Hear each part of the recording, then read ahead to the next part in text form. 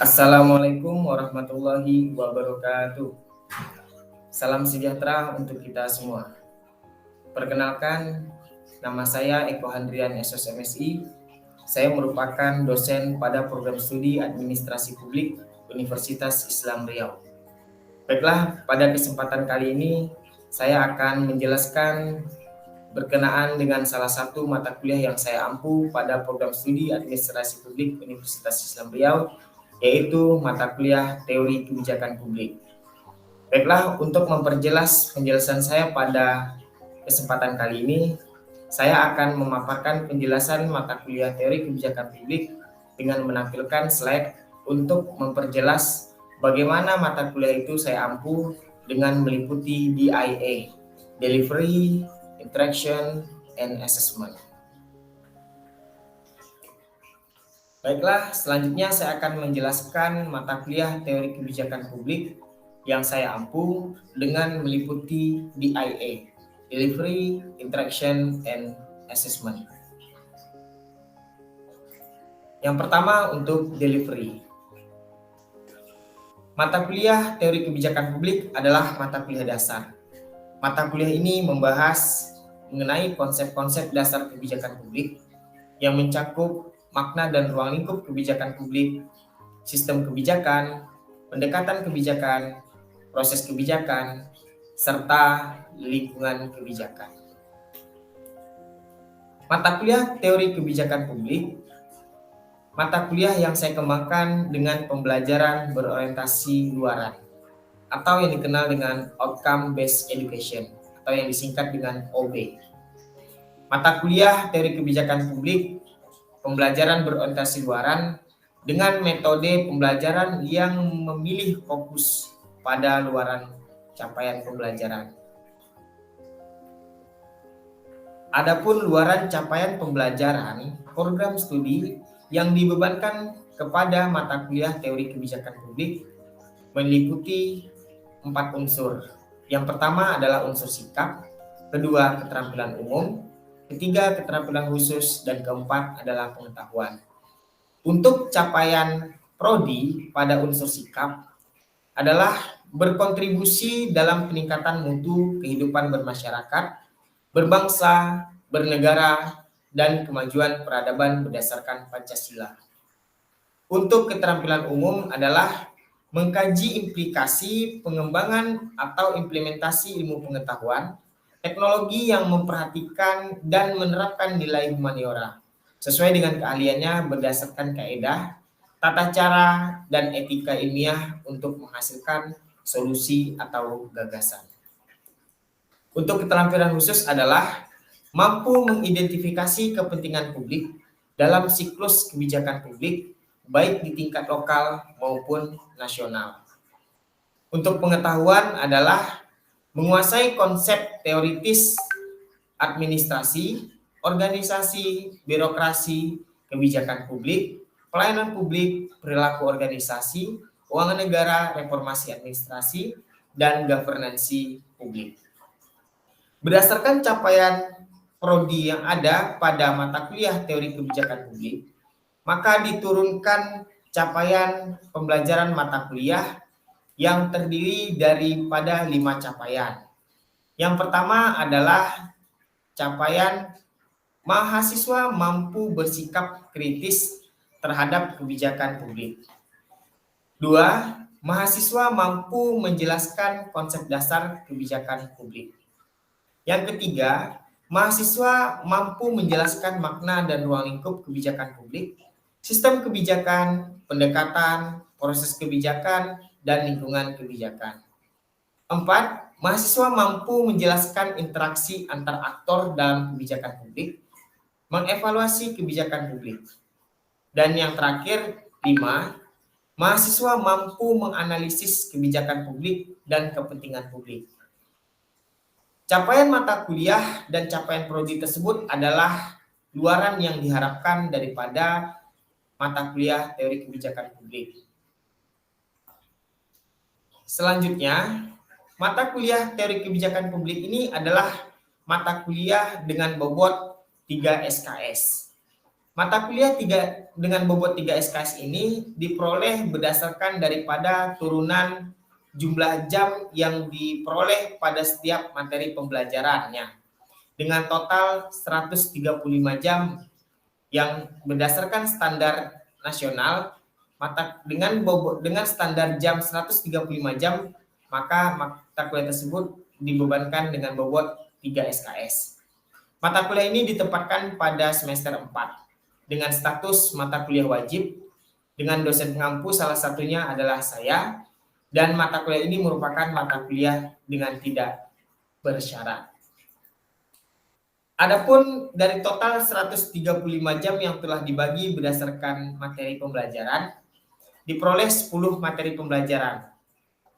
Yang pertama, konsep dan ruang lingkup kebijakan publik. Kedua, pendekatan kebijakan publik. Ketiga, model kebijakan publik. 4, proses kebijakan publik. 5, identifikasi dan perumusan masalah kebijakan. 6, menyusun agenda kebijakan. 7, formulasi kebijakan. 8, implementasi kebijakan. 9, evaluasi kebijakan. Dan 10, perubahan kebijakan. Dari 10 materi pembelajaran ini dilakukan sebanyak 16 kali tatap muka. Dari 16 kali tatap muka tersebut dipaparkan dengan 10 materi pembelajaran. Diharapkan dengan 10 materi pembelajaran ini akan dapat memperoleh kedalaman daripada pembahasan mata kuliah teori kebijakan publik. Adapun sumber belajar mata kuliah teori kebijakan publik, yang pertama ini diperoleh dengan buku referensi. Kemudian yang kedua dengan jurnal nasional yang terakreditasi SINTA atau jurnal internasional yang dapat diperoleh di berbagai macam portal yang ada. Selanjutnya, interaction. Interaction dalam mata kuliah teori kebijakan publik ini berkenaan dengan sistem pembelajaran. Sistem pembelajaran yang diterapkan pada mata kuliah teori kebijakan publik adalah sistem pembelajaran student centered learning atau mata pembelajaran yang berfokus kepada mahasiswa. Mahasiswa dituntut aktif di dalam proses pembelajaran untuk mencapai luaran pembelajaran. Dari metode atau dari sistem pembelajaran student learning center, maka diturunkan 4 metode pembelajaran. 4 metode pembelajaran ini kemudian diterapkan dan disesuaikan berdasarkan sub CPMK dari mata kuliah teori kebijakan publik. Sehingga diharapkan dengan pemilihan metode pembelajaran yang disesuaikan dengan sub CPMK ini diharapkan akan mampu mencapai luaran daripada setiap sub CPMK yang ada pada mata kuliah teori kebijakan publik. Ada 4 metode, yang pertama ceramah, yang kedua ada diskusi, yang ketiga ada studi kasus, yang keempat ada simulasi. Kemudian di dalam interaksi pada mata kuliah teori kebijakan publik ini menggunakan beberapa teknologi komunikasi pembelajaran. Yang pertama ada learning management system yang dimiliki oleh Universitas Islam Riau atau yang disebut dengan cerdas. Yang kedua bisa menggunakan media Google Classroom. Dan yang ketiga ada WA Group. LMS UIR atau cerdas dan Google Classroom ini digunakan untuk sharing-sharing materi serta tugas-tugas pada mata kuliah teori kebijakan publik. Sedangkan WA Group ini untuk menjalin komunikasi serta diskusi yang bisa digunakan oleh mahasiswa agar tidak terpatok berdiskusi pada saat jam pelajaran saja. Sehingga WA Group ini bisa dimaksimalkan untuk membahas ataupun berdiskusi pada tahapan pembelajaran mandiri mahasiswa. Sehingga saya bisa memonitoring dan mengevaluasi setiap diskusi di dalam WA Group guna meningkatkan serta mencapai luaran mata kuliah teori kebijakan publik. Yang berikutnya adalah asesmen. Asesmen pada mata kuliah teori kebijakan publik meliputi 3 aspek penilaian. Yang pertama adalah aspek kognitif. Aspek kognitif ini adalah aspek yang berkaitan dengan nalar atau proses berpikir, yaitu kemampuan dan aktivitas otak untuk mengembangkan kemampuan rasional. Yang kedua adalah aspek afektif. Aspek afektif adalah aspek yang berkaitan dengan emosi, seperti penghargaan, nilai, perasaan, semangat, minat, dan sikap terhadap sesuatu hal. Yang ketiga, aspek psikomotor. Aspek yang berkaitan dengan domain yang meliputi perilaku gerakan dan koordinasi jasmani, keterampilan motorik, dan kemampuan fisik seseorang. Dari aspek penilaian tersebut, dilakukan evaluasi pembelajaran dengan dua model evaluasi pembelajaran. Yang pertama adalah evaluasi formatif, di mana evaluasi formatif ini bertujuan untuk mengetahui konsep mana yang belum dipahami oleh mahasiswa. Kemudian diikuti dengan kegiatan remedi, yaitu menjelaskan kembali konsep-konsep tersebut. Saya melakukan evaluasi formatif ini untuk mencapai luaran daripada mata kuliah teori kebijakan publik ini, sehingga bisa dilakukan pada setiap pertemuannya guna meningkatkan pembelajaran pada mata kuliah teori kebijakan publik. Kemudian yang kedua adalah evaluasi sumatif. Evaluasi sumatif bertujuan untuk menetapkan tingkat keberhasilan peserta didik. Nilai yang dicapai peserta didik ditetapkan lulus atau tidak. Evaluasi sumatif ini adalah evaluasi akhir pada mata kuliah teori kebijakan publik. Dari dua model evaluasi tersebut, maka dibuatlah kriteria evaluasi pembelajaran dengan 5 komponen. Yang pertama ada partisipasi kelas dengan bobot 15%. Yang kedua ada kuis dengan bobot 15%. Yang ketiga ada tugas dengan bobot 20%. Kemudian UTS 25%. Dan yang terakhir ujian akhir semester dengan bobot 25%. Sehingga dapat di total akhir dengan total bobot 100%. Untuk menjamin tingkat objektivitas pada mata kuliah teori kebijakan publik, saya menggunakan rubrik penilaian. Yang pertama ada ketepatan menjawab soal. Yang kedua ada sistematika menjawab soal. Yang ketiga ada kemampuan mendeskripsikan hasil. Yang keempat ada kerapian soal. Kemudian ada yang kelima ada ketepatan waktu mengumpulkan hasil. Nah, dengan rubrik penilaian ini saya harapkan bisa meningkatkan objektivitas di dalam asesmen atau penilaian ataupun evaluasi pada mata kuliah teori kebijakan publik. Kemudian untuk meningkatkan transparansi pada mata kuliah teori kebijakan publik, saya menggunakan portofolio pembelajaran ataupun portofolio penilaian. Sehingga dengan portofolio penilaian ini akan terlihat tingkat pembelajaran mahasiswa pada setiap pertemuannya hingga pertemuan akhir. Dengan portofolio ini, saya akan bisa menghasilkan transparansi di dalam proses penilaian. Selain objektivitas, transparansi adalah unsur yang paling penting di dalam evaluasi penilaian mata kuliah teori kebijakan publik.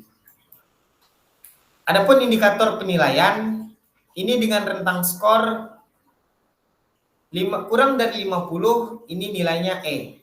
Kemudian 50 sampai dengan 55 nilainya D. Kemudian 56 sampai dengan 69 C.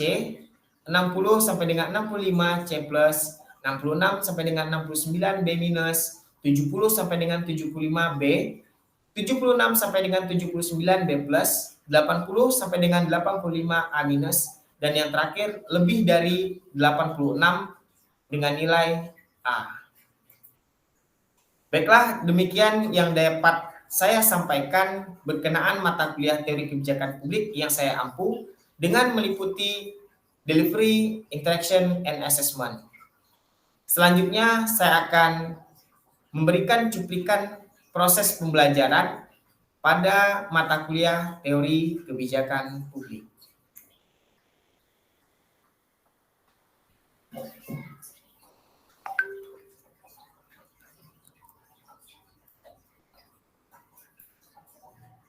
Assalamualaikum warahmatullahi wabarakatuh. Waalaikumsalam warahmatullahi wabarakatuh. Waalaikumsalam warahmatullahi wabarakatuh. Alhamdulillahirabbil alamin. Rabbis shrahli sadri wa yassirli amri wahlul 'uqdatam min lisani yafqahu qawli. Asyhadu an la ilaha illallah, asyhadu anna Muhammadar Rasulullah. Assalamualaikum ya Rasulullah, assalamualaikum ya Habibullah. Apa kabar semuanya, adik-adik sekalian? Alhamdulillah sehat, Pak. Baiklah, kita berjumpa lagi di mata kuliah teori kebijakan publik, yang mana pada hari ini kita akan membahas mengenai konsep dan ruang lingkup kebijakan publik. Adapun materi kita hari ini secara rincinya itu kita akan membahas pertama itu apa itu kebijakan publik, kemudian apa itu kepentingan publik, serta tipologi daripada kebijakan publik itu sendiri. Namun sebelum kita mulai perkuliahan, apakah Anda sadar atau tidak, dan secara nyata kita sadari juga bahwasanya banyak orang yang sebenarnya secara tidak sadar merasakan dampak dari kebijakan publik. Dampak kebijakan publik itu sendiri sebenarnya menyentuh kepada seluruh kehidupan daripada yang ada di masyarakat. Tanpa kita sadari, pemerintah itu telah menjaga, melindungi semua kehidupan kita, mulai dari ujung rambut sampai ke ujung kaki, itu semua berkaitan dengan kebijakan publik. Pernah nggak Anda sadari bahwasanya kebijakan publik itu selalu berada di dekat Anda? Sadar nggak kira-kira? Sadar nggak Anda kebijakan itu melindungi Anda? Pernah nggak merasakannya? Sadar ya? Nah, oleh sebab itu, mata kuliah ini memang dirasa sangat penting buat kita semua mempelajari ini. Karena apa? Kebijakan publik ini pada dasarnya adalah berusaha untuk menggambarkan, menganalisis, dan menjelaskan secara cermat berbagai sebab dan akibat dari tindakan-tindakan yang dilakukan oleh pemerintah. Nah, oleh sebab itu, dengan mempelajari ini, saya berharap kita semua akan bisa lebih peka kembali kepada lingkungan sekitar kita, ataupun terhadap apapun kebijakan-kebijakan yang terbaru hari ini yang ada di negara kita, itu agar bisa lebih kita amati, untuk bisa lebih kita sikapi, serta kita patuhi. Kenapa? Karena kebijakan publik ini akan menentukan kualitas dan taraf kehidupan negara kita, kemajuan bangsa kita.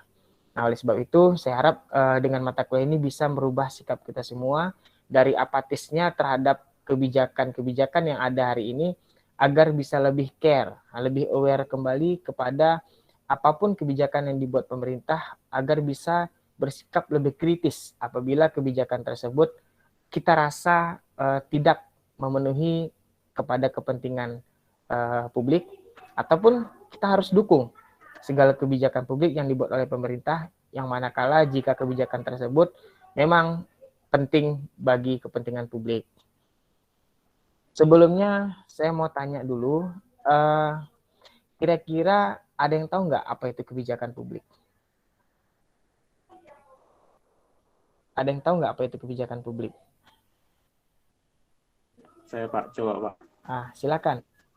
Silakan Jem. Kalau menurut saya kebijakan publik adalah suatu aturan yang dikeluarkan oleh pemerintah untuk masyarakat, untuk kepentingan masyarakat dalam suatu negara,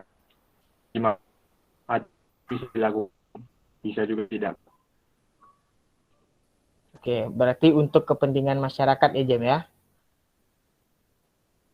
Iya Pak. Oke, kalau yang lain, ada pendapat yang lain? Ayo, gak apa-apa salah, jangan tak salah. Ya, silakan Titin. Izin menjawab, Pak. Ya. Kebijakan publik itu menurut saya segala sesuatu yang berkepentingan bagi masyarakat. Oke, segala sesuatu yang berkepentingan bagi masyarakat. Oke, ada lagi yang lain?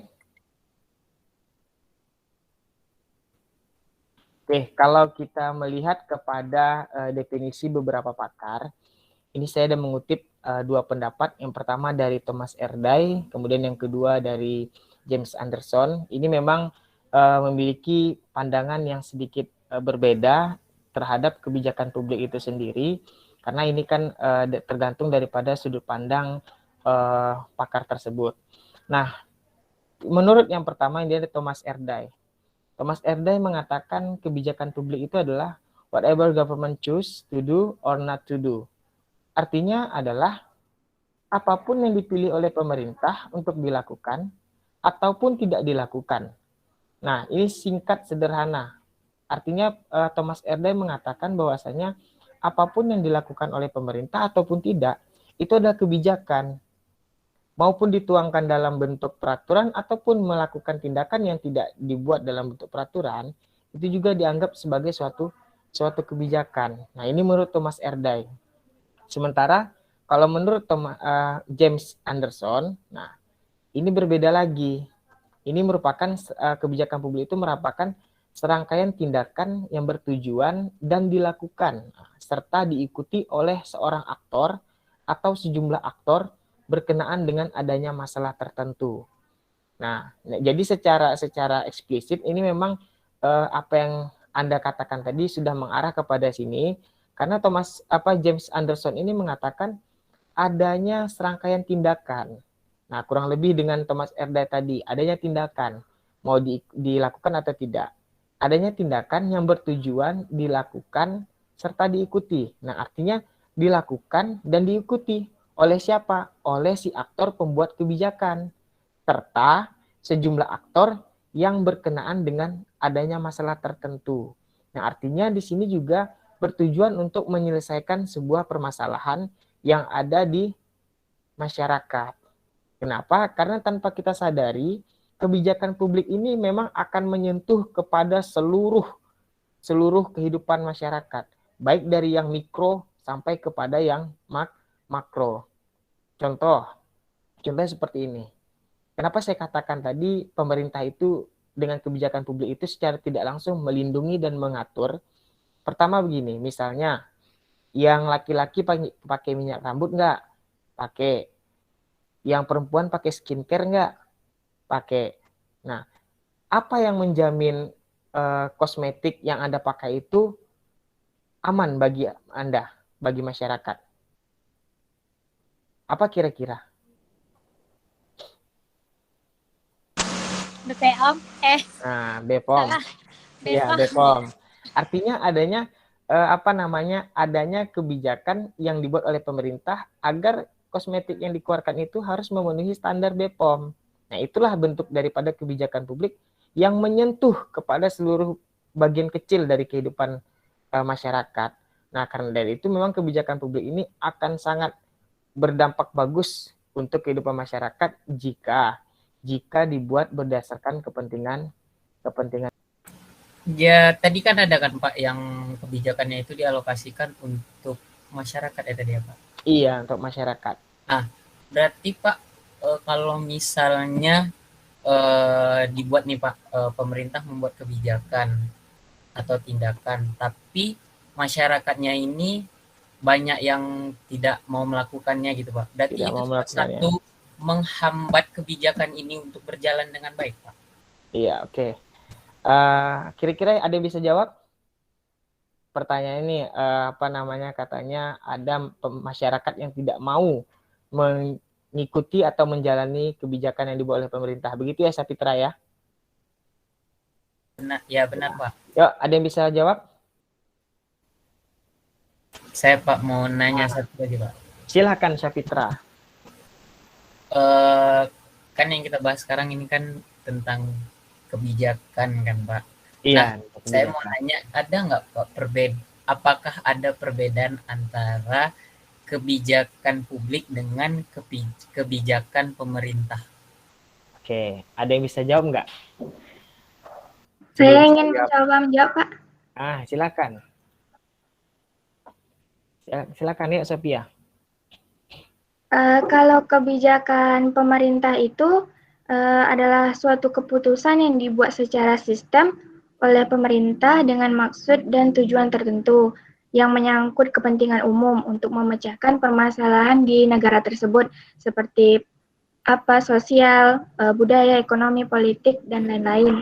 Sedangkan kebijakan publik itu adalah kebijakan yang direkom untuk dipilih oleh pembuat kebijakan dan belum terjamin bahwa kebijakan itu berhasil untuk implementasinya, Pak. Oke, bagus Sophia. Ada lagi yang lain bisa jawab? Ada lagi yang bisa jawab? Yuk.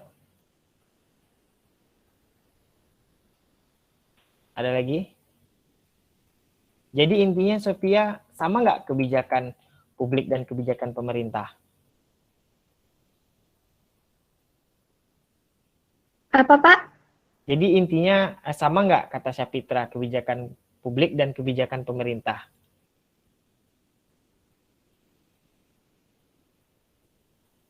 Menurut saya beda, Pak. Nah, bedanya di mana? Kalau tadi kan sudah dijelaskan tuh apa itu kebijakan publik dan kebijakan pemerintah. Bedanya di mana?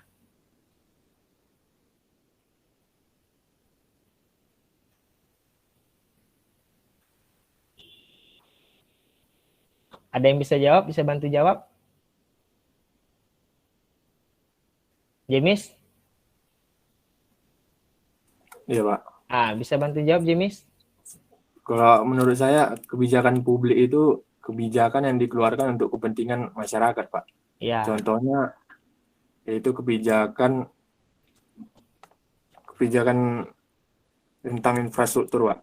Itu seperti kebijakan pembangunan gorong-gorong yang Bapak bilang tadi. Ya. Itu langsung dirasakan oleh manfaatnya oleh masyarakat. Sementara untuk kebijakan pemerintah itu seperti pengurangan produk ekspor dari luar ke dalam negeri, Pak. Ya, itu contohnya untuk meningkatkan nilai impor barang kita, Pak, di dalam negeri.